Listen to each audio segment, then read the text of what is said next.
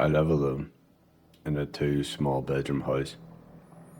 I inherited from my grandmother. It's in a quiet neighbourhood where everyone knows each other, or at least I thought they did. This happened last October, and I still get chills thinking about it. I work night shifts at the hospital, so I'm usually home around 7:30 a.m. and I sleep during the day. On this particular Tuesday morning, I was exhausted from a really tough shift. I remember parking in my driveway, grabbing my purse from the passenger seat, and walking to the front door. That's when I noticed it was already unlocked. I stood there for a moment, key in hand, trying to remember if I'd forgotten to lock it when I left this morning. But I'm obsessive about locking doors. It's practically muscle memory for me. I slowly pushed the door open and called out, "Hello?" But I got no response. Everything looked normal. Nothing was missing, and nothing out of place. I convinced myself I must have just forgotten to lock it, and I went to bed.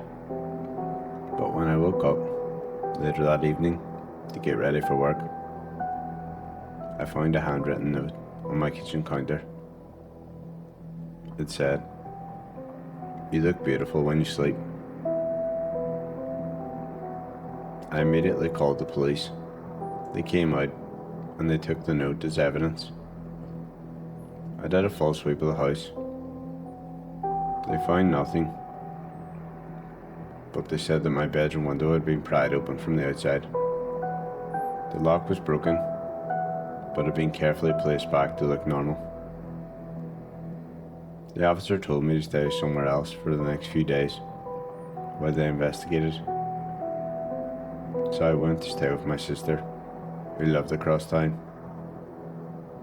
3 days later, I came back with my brother-in-law to get some clothes. We walked in through the front door, which I definitely locked this time, but there were more notes. 5 of them scattered throughout the house. "I missed you. Where did you go? Come back soon. I'll wait for you. I know where your sister lives." The last one really made me feel physically sick. I called the police immediately. They installed a security system and started doing regular patrols of the neighbourhood. But worst was what the officer told me next. He said they had checked with the neighbours across the street, and they said they had seen someone leave my house through the front door every morning for the past 2 weeks. She said she thought it was maybe a boyfriend or a relative. Someone had been staying in my house every night while I was at work for 2 weeks. They would break in and sleep there. And on the nights I was home, they would just watch me sleep. I moved out the next day. I couldn't stay there knowing someone had been living a parallel life without me knowing. They never caught who it was. The thing that really gets me is wondering how long it had been going on for before I noticed the unlocked door. I was house sitting for my professor while he was out of town for a conference. It was a nice gig and a free place to stay for the week. All I had to do was water his plants and collect his mail. The house was in quite an upscale neighbourhood. It was way nicer than anything I could afford, especially being a student at the time. It was my 3rd night there when it happened. I was in the living room around 11 p.m, working on a paper for class, when I heard what sounded like a key in the front door lock. I figured Professor Williams had just come back early from his trip. I called out, "Hey Professor, you're back early." But I received no response. I heard the front door close and footsteps in the entryway. Something felt off. The footsteps were too heavy, and there were multiple sets of them. I quietly closed my laptop and listened. I heard house voices, at least 2 people, although it could have been 3. One of them said, "Check upstairs first, then we'll work on the safe." That's when I realised these weren't friends of the professor. They were burglars and clearly thought the house was empty. I was trapped.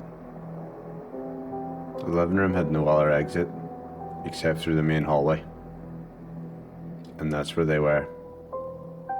My phone was in my backpack across the room, and I didn't want to risk making noise trying to get to it. I quietly slipped behind the large leather couch and just waited. I could hear them moving around upstairs, opening doors and going through each room. One of them called down, "The master bedroom's got jewellery boxes, but they're mostly empty."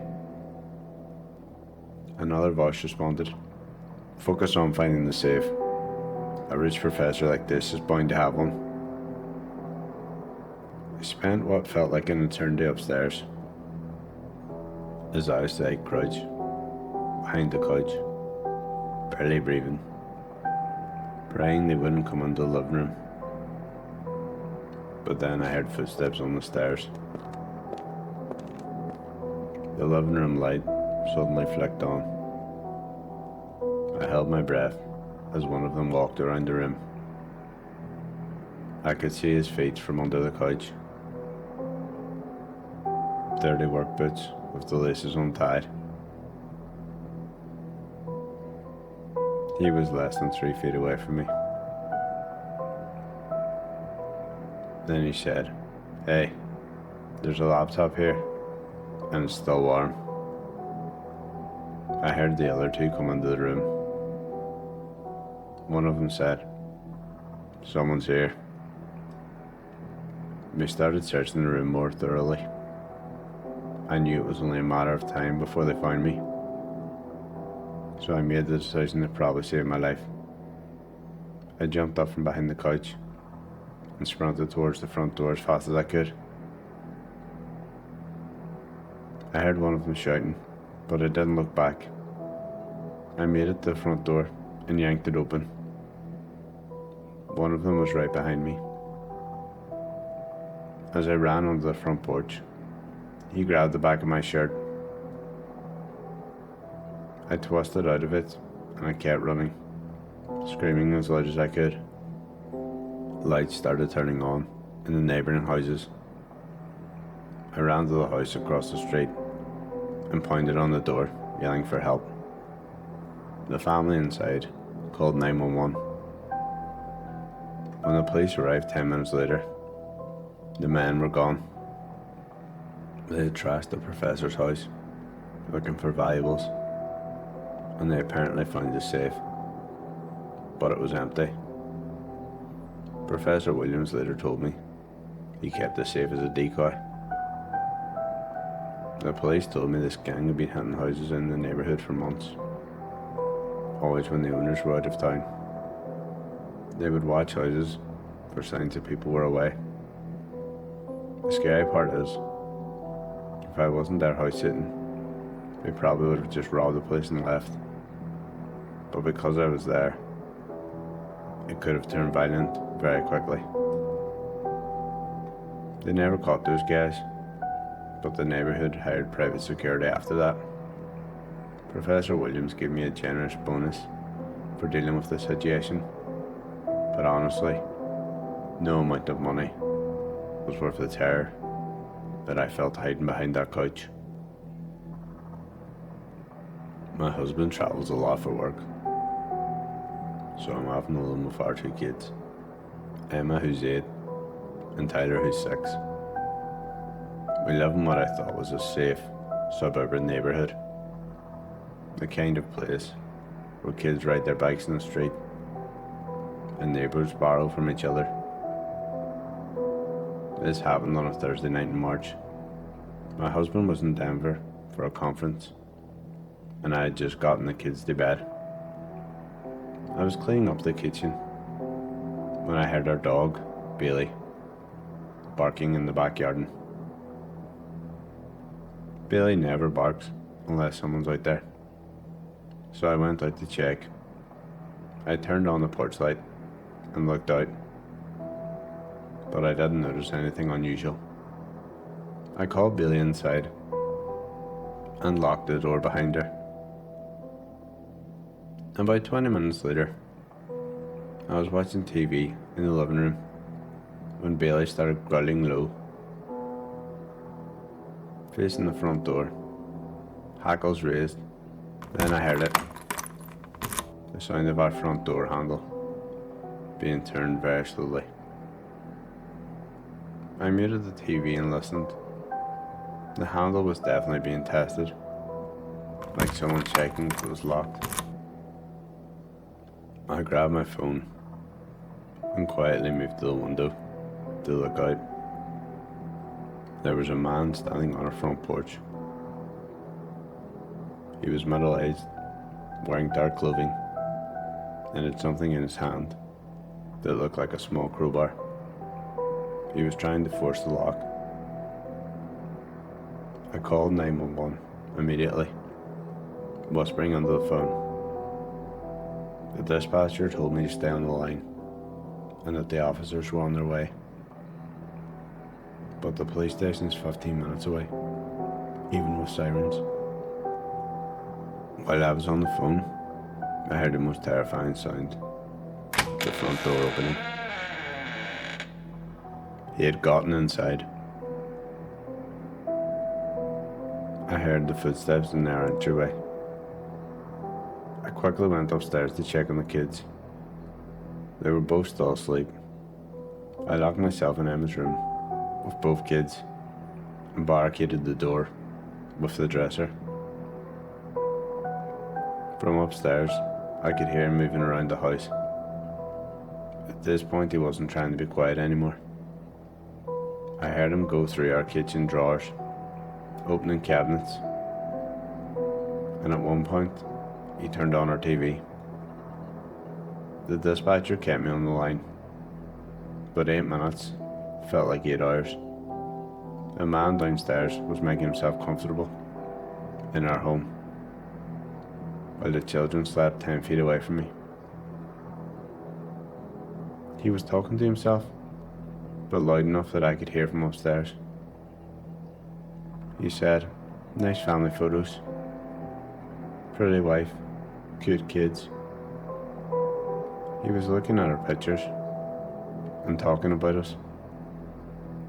A few minutes later, I heard him walking around in our upstairs hallway, my heart pounding so hard that I thought it might wake the kids. He tried our bedroom door first, but it was locked. Then he tried Tyler's room, also locked. Then he tried Emma's door, where we were hiding. The handle turned, but the door didn't open because of the dresser. He pushed harder, and I could see the door moving slightly against the barricade. Emma started to wake up from the noise. I put my hand over her mouth and whispered as quietly as I could for her to stay quiet. Her eyes went wide, but she nodded. The man pushed on the door a few more times, then stopped. I heard his footsteps move away, back towards the stairs. 5 minutes later, I heard the most beautiful sound in the world. Police sirens. They found him in the kitchen, eating food from the fridge and watching our TV like he lived there. He had filled a bag with our electronics, jewellery, and whatever cash he could find, but he seemed in no hurry to leave. When they arrested him, they found a notebook in his pocket with detailed observations about our family's routine. It was clear he was watching us for weeks, noting when my husband travelled, what time the kids went to bed, and when I usually went to sleep. The police explained that he'd been watching houses in the area and copying keys at the hardware store where he worked at part-time. When people brought in keys to be duplicated, he would make an extra copy for himself and research the addresses. Apparently he had robbed 12 other homes this way, always when families were asleep or on vacation. But what made this different was that he wasn't just stealing from us. He was living out some kind of fantasy about being part of our family. In his car, they found dozens of family photos he stole from homes he'd broken into. When they got to his apartment, they found our Christmas card from last year pinned to his fridge. The detectives told me that if the police hadn't arrived when they did, he probably would have tried to stay the night. They think he was escalating from robbery to something much worse. We had to move out of that house 2 months later.